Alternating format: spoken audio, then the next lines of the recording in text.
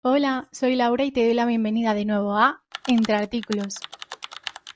En el vídeo de hoy vamos a hablar de la separación de poderes.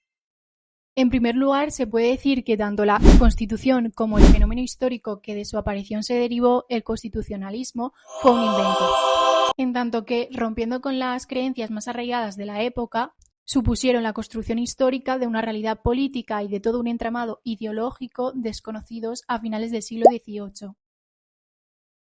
Montesquieu, no sé cómo se pronuncia, filósofo francés, estableció en el Espíritu de las Leyes lo siguiente: todos los seres tienen sus leyes, las tiene la divinidad, el mundo material, las inteligencias superiores al hombre, los animales y el hombre mismo.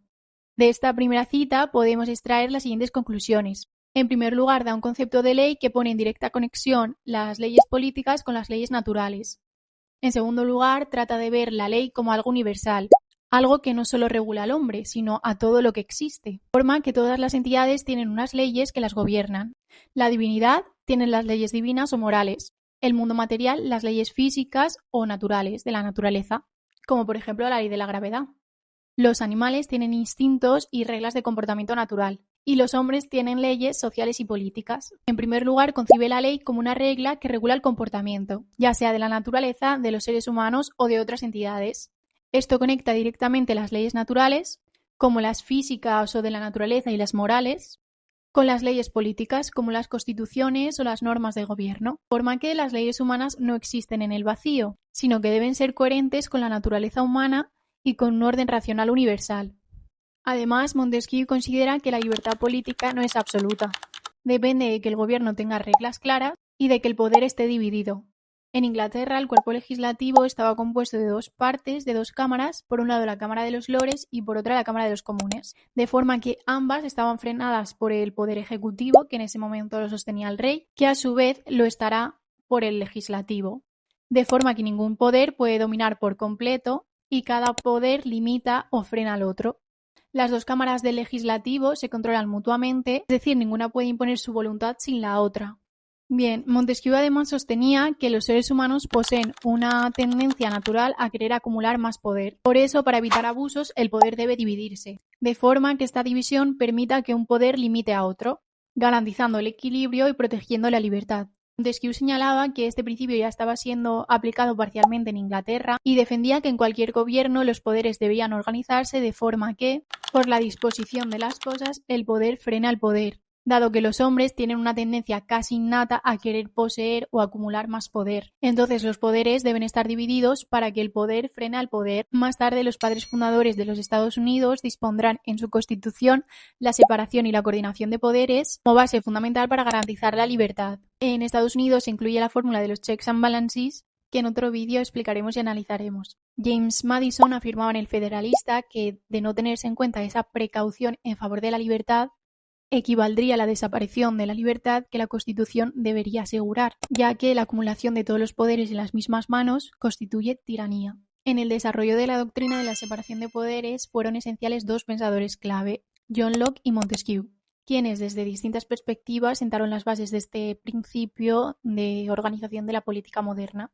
Por un lado, John Locke, en su obra El Segundo Tratado sobre el Gobierno Civil, establece una primera versión de la separación de poderes, considerando que el poder político no debe concentrarse en una sola persona o en una misma institución. Según él, contempla tres poderes que deben estar distribuidos en distintos órganos. Por un lado, contempla el poder legislativo, encargado de crear las leyes y establecer las normas que rigen en la sociedad. En segundo lugar, el poder ejecutivo, encargado de aplicar, ejecutar y hacer cumplir las leyes. Además, en el sistema de Locke, dentro del poder ejecutivo, también encontramos el poder judicial, que esto después cambiará con Montesquieu.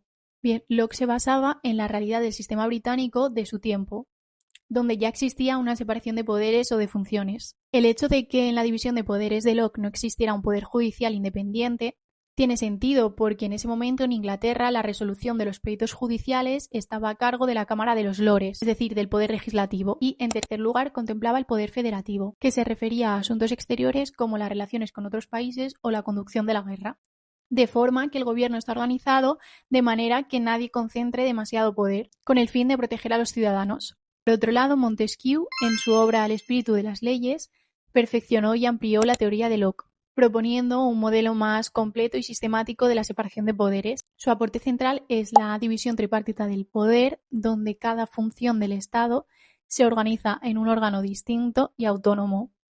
En primer lugar, contempla también el poder legislativo, encargado de crear las leyes que van a regir en la sociedad.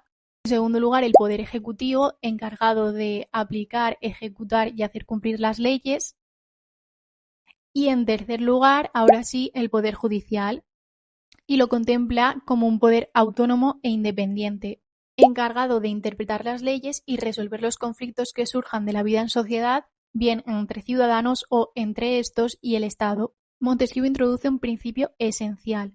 Cada poder es independiente, pero además deben contar con mecanismos para poder controlarse mutuamente. Evita la concentración del poder en las mismas manos, en la misma persona o bien en la misma institución, y protege la libertad política de los ciudadanos, lo que significa que los poderes deben limitarse mutuamente de forma natural y estructural.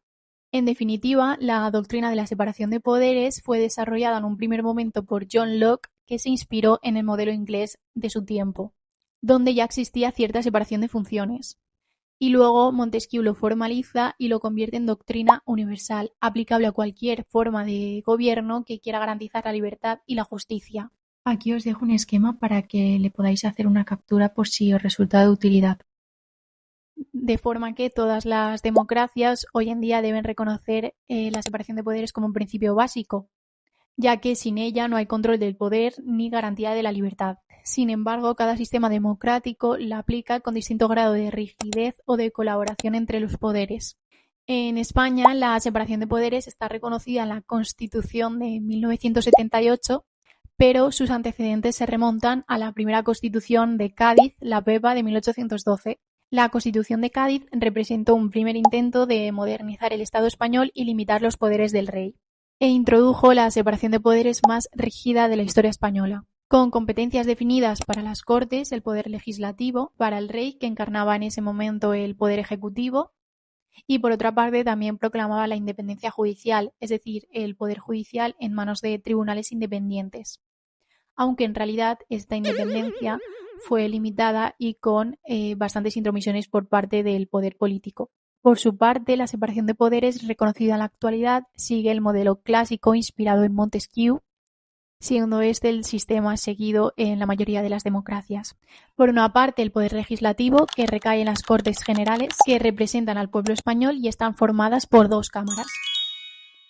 Por un lado, el Congreso de los Diputados, la Cámara Baja, principal órgano legislativo y de control al gobierno. Por otro lado, el Senado, la Cámara Alta, es la Cámara de Representación Territorial que representa a las comunidades autónomas en el Parlamento.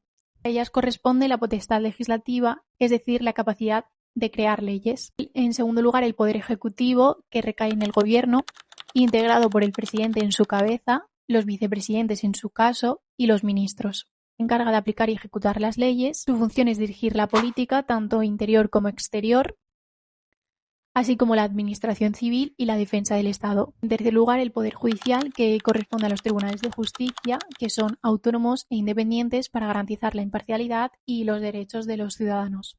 Tiene como función administrar justicia en nombre del rey, aunque a mí la palabra administrar no me gusta, y se compone de juzgados y tribunales, con el Tribunal Supremo como su máxima instancia. Además, su dirección recae en el Consejo General del Poder Judicial, el órgano de gobierno de los jueces. En definitiva, y a modo de reflexión, la separación de poderes es uno de los pilares fundamentales de las democracias modernas. Garantiza que ningún órgano del Estado concentre demasiado poder, protege la libertad de los individuos y asegura la independencia judicial.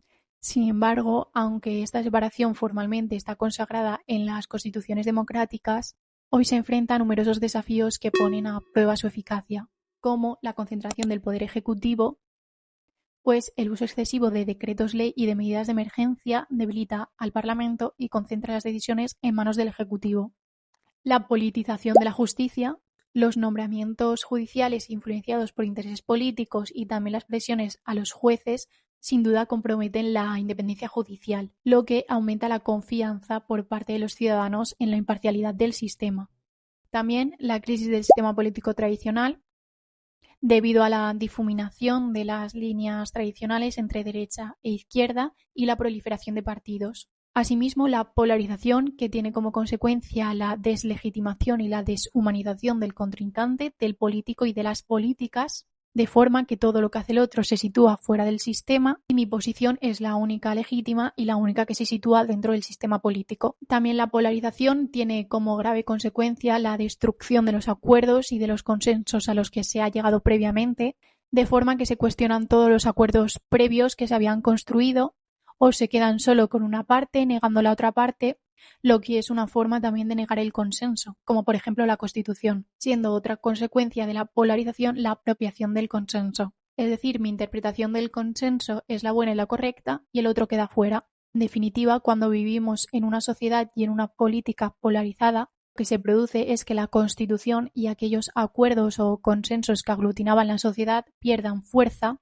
y se pierda así la integración y la pertenencia a un todo. Por lo tanto, podemos afirmar que la polarización es uno de los mayores males y que está destruyendo nuestra democracia. En definitiva, y ya para terminar, la separación de poderes es uno de los pilares esenciales sobre los que se asientan las democracias modernas. Sin embargo, requiere una constante vigilancia y adaptación a los desafíos que se presentan. Hasta aquí el vídeo de hoy. Muchas gracias por la atención, por escucharme. No olvides suscribirte y activar la campanita si te ha gustado. Y nos vemos en el siguiente vídeo. Adiós.